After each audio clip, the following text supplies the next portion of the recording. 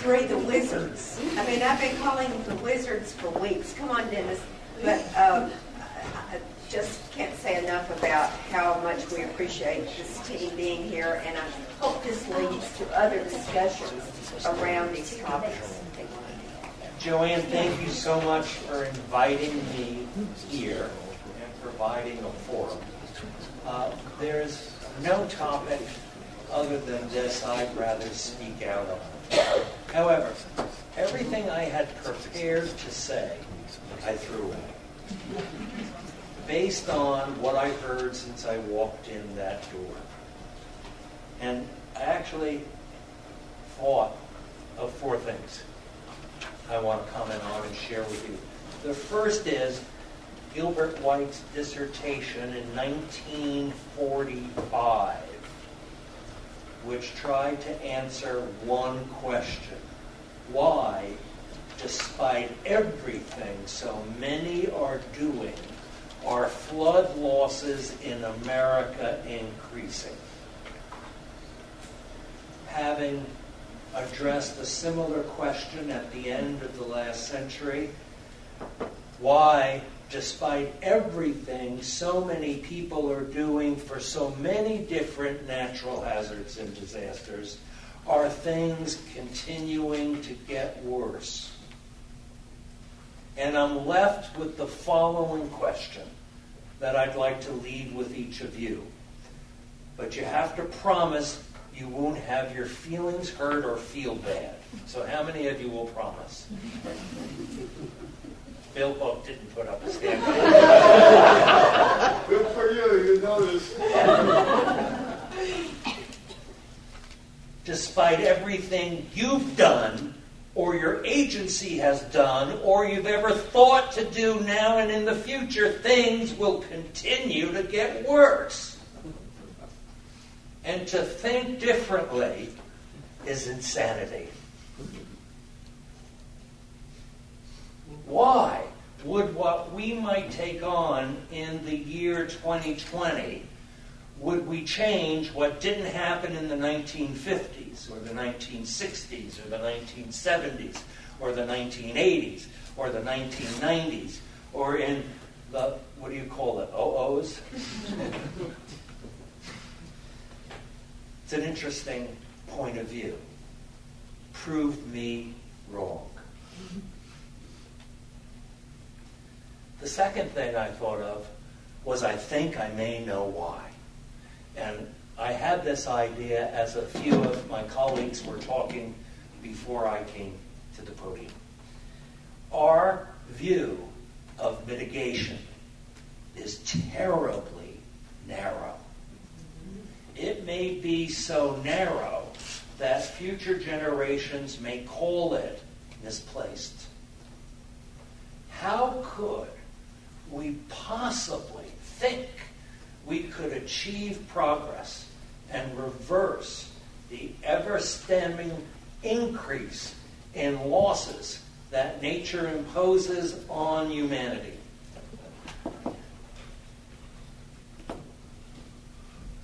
When we don't look at the context.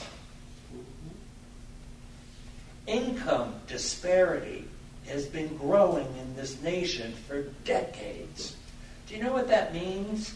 There ain't any more middle class in America. Do you get it? There's the filthy rich and everybody else.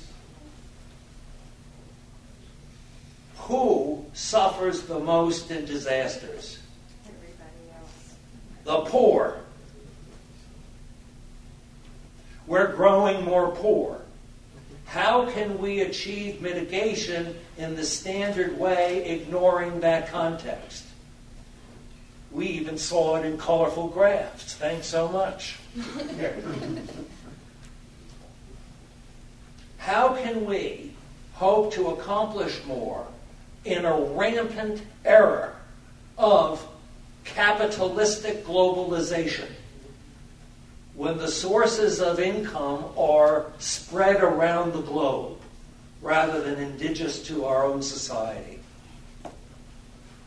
Globalization facilitated the abundance of labor, of workers, pushing wages down. That'll do more with disaster losses than selling more flood insurance policies. We have an aging infrastructure. Anybody notice that? Mm-hmm. Even a slight wind is going to blow some of it down. Climate change is changing. The climate-related issues we'll face today and in the future. What are we, crazy? That we think we can swim up those streams and make progress? We're not even going to tread water where we are. We're going to get pushed backwards. I'm not saying it has to be that way. What I'm saying is a continued narrow definition of mitigation is no longer allowed, because it displaces our attention to social forces that are having more to do with future disaster losses than they ever did, and maybe why, when Gilbert said, why do disaster losses continue to increase? Nothing has changed since the 40s. And you thought demography was the grim science? Another thought that came to mind as I listened, and I did enjoy being in this room, was that we lack focus in yet another direction. We lack focus in that we don't have a standardized set of practices of mitigation. We don't have a mitigation manual. I was thinking about the people in my nation's government who are the home of emergency preparedness planning. They have books this thick about what a preparedness plan looks like, how you practice, how you exercise, how you have implementing procedures. It's all written down. It's formalized. Is there such a document in reference to mitigation? As I listened, everyone talked about mitigation, but while I was in the back of the room, I felt like I was watching a BB in a moving boxcar, bouncing all over the moon. I wrote down some of the hits of the BB. What is mitigation? Mitigation is building codes. Mitigation is building practices. Mitigation is land use. Mitigation is flood insurance. Mitigation is shutters on windows. Mitigation is dams and levees. Do you get what I mean by a BB bouncing around in a boxcar? But that was just mitigation. Who does mitigation? This isn't a comprehensive list. This is just what I heard in this room today. Mitigation is done by planners. It's done by government. It's done by local cities. It's done by builders. It's done by householders. It's done by individuals. To a sociologist, that makes our head swim. Because each of those are different knowledge areas and levels of expertise. How do you make mitigation happen? Regardless of who you are, whether you're the House of Representatives and the Senate, or private corporations, or local towns and villages, who you are is people.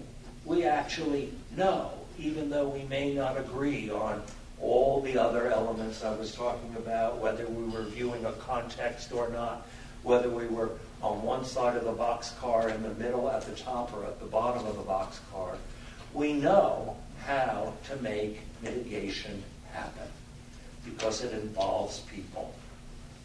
And then I got a tear in my eye. I'll tell you why. How mitigation happens is when you change culture. And people value thinking in the long term and value taking behaviors that result in safer houses, safer communities, safer states, a safer nation. That's changing culture. And how do you get culture changed? We couldn't be in a better state to answer that question. If you drive to the south part of Colorado, you can visit the cave dwellings of the Anasazi Indians. And there actually were anthropologists that studied how different forms of pottery, new innovative ideas spread from one part of their adobe structures to the others. And they were adopted. How it happens that the Anasazi came to share new forms of pottery with each other and it spread across their civilization is how mitigation spreads. People talk to each other. And then what gave me the tear in my eye is we once had in place in America a project to facilitate just that. It was called Project Impact. And we set it aside. And we probably would be wise not to bring Project Impact back with that name. However, how mitigation might occur in a local community is if the locals came to value it. How they'd come to value it is if they met a person like Ann Patton, an agency like the USGS, or a corporation like Levi Strauss and Pacific Gas and Electric, and talked about things. Could be over a martini. Could be over a barbecue. That's how Ann did it. So, we once had what we now desire. We can reclaim that.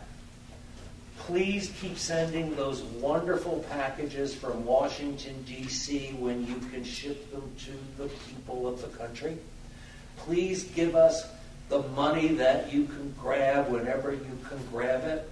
Now's not the time to expect you to be able to grab much, but what we need to do is get the conversation going in America's communities once again.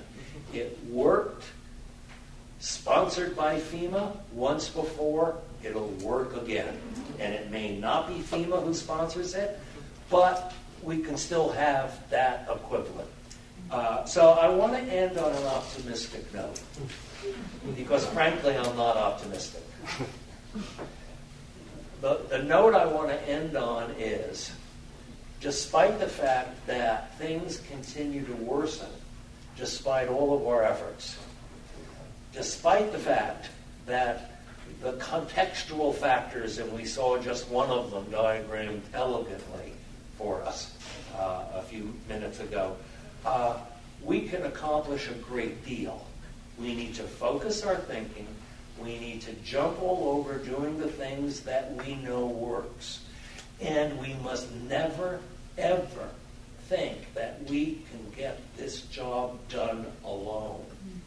We need to include every other person in the country to join our team. Now, having had the fortunate opportunity, and this is my last comment, to have gotten to hang out with Gilbert White when I was a young man being trained in graduate school, I actually know why Gilbert accomplished so much and is so well thought of. He never, ever, ever stopped. And one of the things he never stopped doing was enrolling more and more people to join in his life's mission. Without accomplishing much in terms of turning back the stem of losses in the nation. And he, more than others, might be sad by thinking about that. He died smiling. And those of you who had the opportunity to meet him and know how happy he was. So it was the journey, and we're on the mitigation journey. Thank you for forming this association.